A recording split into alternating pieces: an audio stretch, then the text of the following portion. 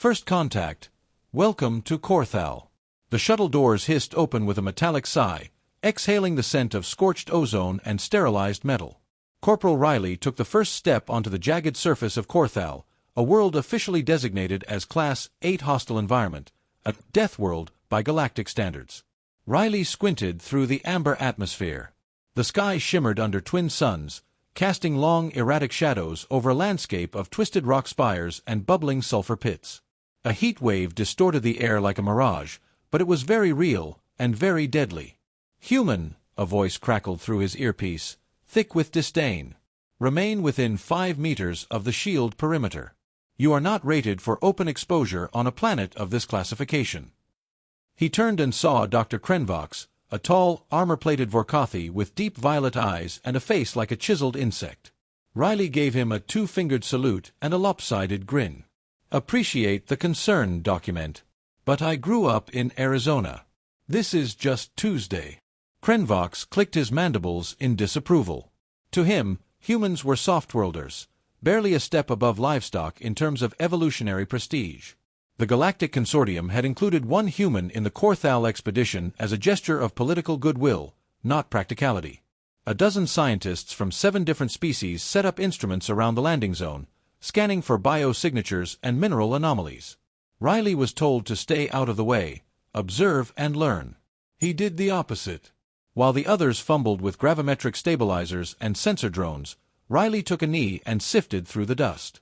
It wasn't dust at all, more like powdered glass mixed with microscopic predators. His gloves hissed as nanocoatings auto-neutralized the toxins. "Charming," he muttered, pocketing a sample. Suddenly, a shriek pierced the air. One of the Drenari assistants, tall, translucent, and fragile, collapsed as a swarm of razor worms erupted from beneath the rock. They moved like silver eels with obsidian teeth, slicing through armor and flesh alike. The camp exploded into chaos. Krenvox shouted orders in 3 languages. Barriers flickered. Plasma rifles hummed. The razor worms were fast, smart, and coordinated, drawn by vibration and carbon traces. Riley moved. He grabbed a broken emitter rod, snapped it in half, and jammed the sparking end into the rocky ground. From his pack, he pulled 2 emergency flares and a ration bar wrapper.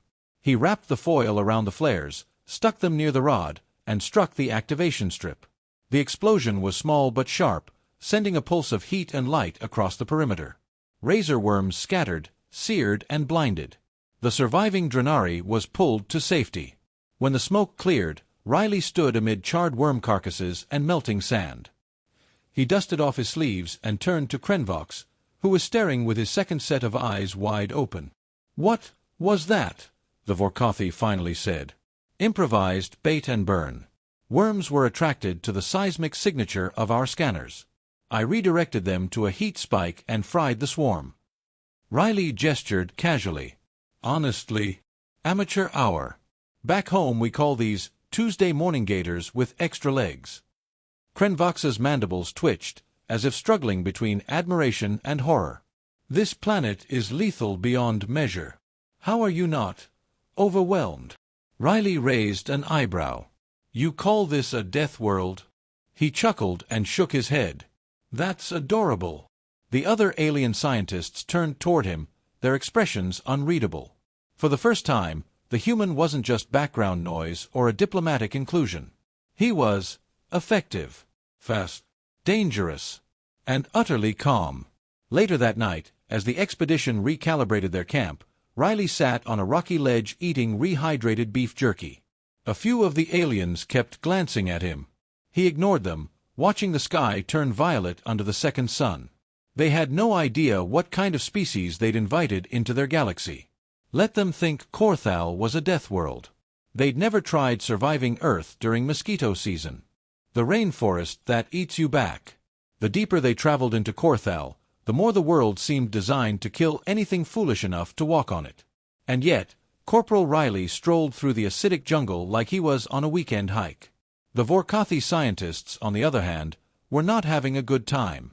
"Remain still!" shouted Krenvox, flailing his armored limbs as translucent vines tightened around his legs. "It is triggering from motion." "Yeah, that usually doesn't work," Riley muttered. He stepped forward with a machete-sized knife made from hardened alloy, standard issue for Earth survival instructors. With quick, deliberate motions, he sliced through the vine's fibrous mass and yanked Korr'Thal free. The vine shrieked. Not metaphorically, actually shrieked, a high-pitched sonar pulse that echoed across the canopy. The other vines twitched, and suddenly the trees didn't look so stationary anymore. "Time to move," Riley said calmly. He grabbed a pouch of powdered sulfur from his belt and scattered it in a wide arc. When the powder hit the spore-laden air, a small fireball erupted, controlled and brief, but enough to force the vegetation back. The others just stared.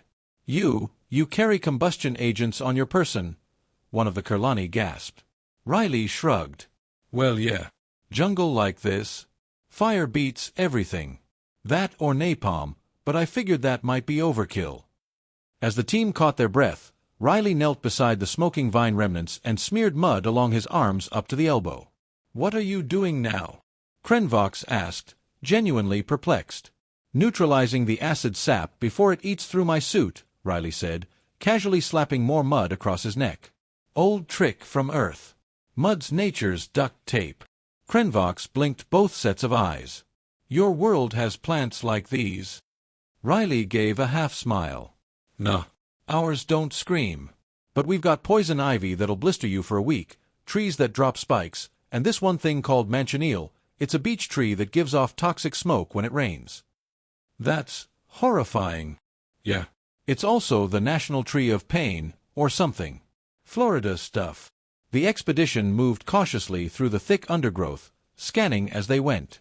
Riley, meanwhile, made minor adjustments to the aliens' gear.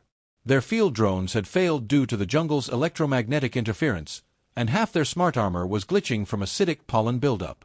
"Tech's nice until it isn't," Riley muttered as he stripped a broken sensor off one alien's helmet. "Reminds me of the time a GPS led a bunch of tourists into a swamp during gator mating season."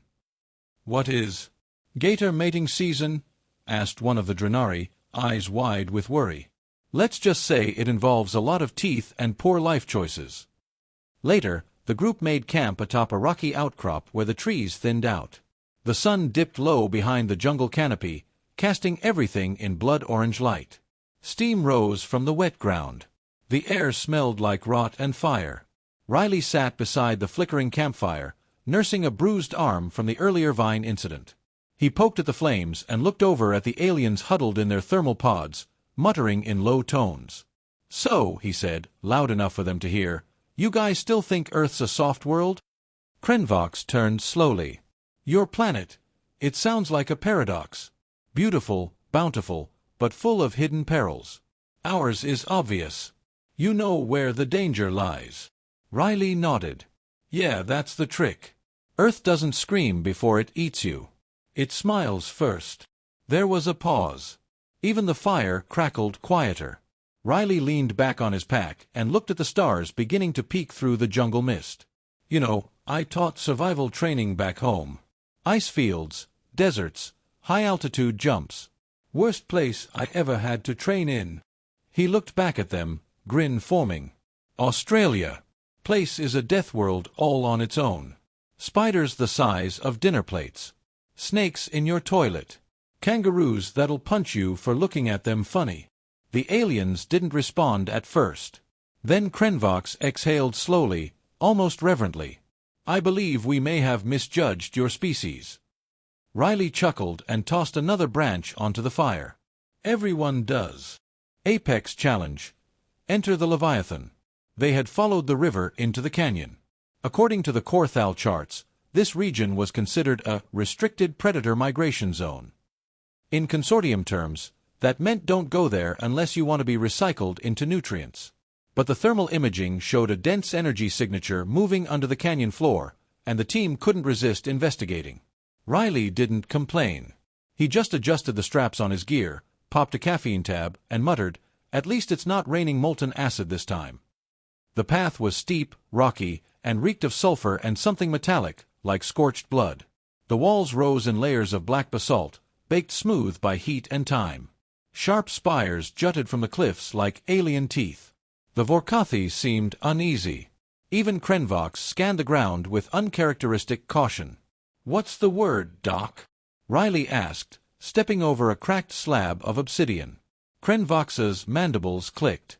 "There are tremors. Subsurface displacement. Possibly seismic." A deep, bone-vibrating growl rolled up from below the canyon floor. Riley stopped walking. "That's not seismic." Then the ground moved. It didn't shake or tremble, it heaved. A chunk of the canyon wall sloughed off as something enormous clawed its way to the surface. First came claws the size of hovercrafts, then a scaled head crowned with jagged horns and burning orange eyes. A tail whipped over the ledge, scattering boulders like pebbles. The creature stood 3 stories high, all sinew and armor plating, steam hissing from vents in its back. Its maw opened to reveal rows of obsidian teeth, glowing faintly from internal heat. The alien researchers screamed, scattering. 2 Drenari activated emergency teleport beacons. A Korr'Thal fired a plasma burst that splashed harmlessly against the beast's hide. Riley stood still. "Of course," he muttered. "Big damn lava lizard." He dropped to one knee, eyes scanning the terrain. The canyon narrowed 50 meters ahead, where the walls curved inward around a sharp drop, maybe 10 meters wide. A perfect choke point. He opened his pack and pulled out a length of thermal cable, a sonic charge, and his last flare. "Riley, what are you doing?" Korr'Thal barked. "Setting a trap. Buy me 90 seconds. Korr'Thal hesitated. Then, incredibly, nodded and turned to the others. "Suppressive fire. Focus on the eyes." While the others distracted the beast, Riley sprinted down the canyon, planted the sonic charge at the base of a pillar, looped the thermal cable around a boulder, and activated the trigger. He jammed the flare into a crevice and lit it. The creature roared, charging blindly toward the flame. At the last second, Riley dove behind cover and hit the detonator. The sonic charge exploded with a concussive crack. The pillar shattered, and the overhang collapsed. Tons of rock crashed down onto the creature's neck and shoulders, stunning it. It stumbled forward, right into the drop. With a final earth-shaking bellow, the Leviathan toppled into the crevasse. Silence. Just steam rising from below. The air was thick with dust and disbelief. Riley stood up, brushing rock dust off his shoulders. His pulse thudded in his ears, but his hands were steady. Korr'Thal approached slowly, staring at the drop. "You defeated a Class 9 apex predator, with cable and rocks?" "Worked better than shooting at it," Riley said. "Some of you forgot the first rule of surviving a big predator." Korr'Thal blinked. "Which is? Don't fight it head-on. Let gravity do the hard work." The other aliens were silent. Even the ever-anxious Drenari watched Riley with something close to reverence. Korr'Thal lowered his voice. "We have fought creatures like this before. Entire strike teams lost. This tactic, it was not in any of our projections." "That's because you all think like warriors," Riley said, slinging his pack over one shoulder. "Humans, we think like prey. We've spent a few million years figuring out how to outsmart things stronger than us." He looked back toward the chasm. "We got good at it." Korr'Thal regarded him carefully. "Perhaps. Earth should not be listed as a Class 3 after all." Riley smirked. "You're starting to get it. Earth's not a death world because it looks dangerous.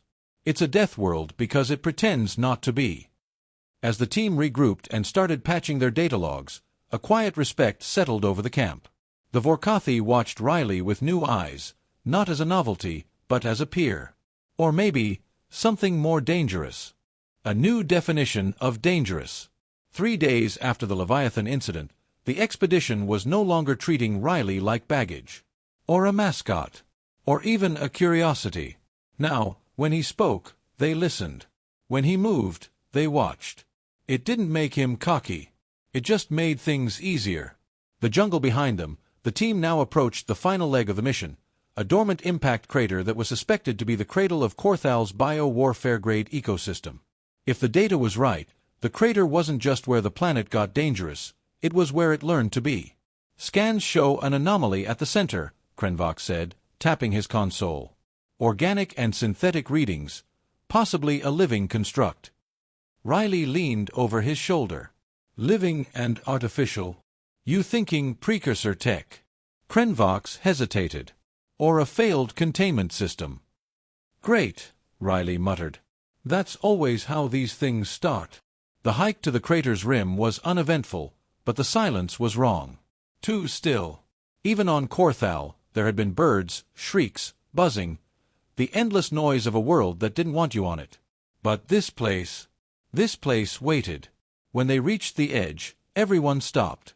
The crater below was massive, over a kilometer wide, and its walls were coated in a lattice of black, webbed structures. They pulsed slowly, like veins. At the center stood a spire, smooth and impossibly tall, extending skyward like a blade. And wrapped around it was something alive. Or once had been. Dozens of limbs. Scales like solar panels. Half organic, half metallic, fused into the structure like it had grown out of it. It's not dead, Riley said. It's sleeping. Korr'Thal frowned. You sense that? Riley shook his head. No. Just been around enough bad ideas to recognize one. The team debated for hours about how to approach it. Some wanted to leave, record data remotely. Others wanted samples. Korr'Thal, to his credit, looked to Riley. What would a human survivalist do? He asked. Riley gave a tight smile. Probably tell you to leave it alone, log it, and run diagnostics from orbit. Then not do that, because curiosity is one hell of a drug. He stood, cracked his knuckles. We go in. Carefully. No scanners. Just eyes and instinct. They descended at dawn. The deeper they went, the colder it became, not from temperature, but from presence. Like the crater didn't like them. They passed flora turned to glass, stone warped by radiation that wasn't on any spectrum, and creatures that seemed paused mid-movement, frozen in stasis. And the spire at the center was humming now. A slow, low frequency that tickled the base of the skull. It's waking up, Riley said flatly. Then we must hurry, Korr'Thal replied. A sample, then retreat. As the team approached the base, a tendril slithered out from the soil, slow, deliberate. Not aggressive. Curious. Everyone froze. Everyone except Riley. He stepped forward, slowly. Hands visible. Breathing steady. He knelt in front of the thing and placed one hand flat on the ground. I don't think it's hostile, he said. I think it's waiting for someone who understands danger. The tendril brushed his glove, paused, then retracted.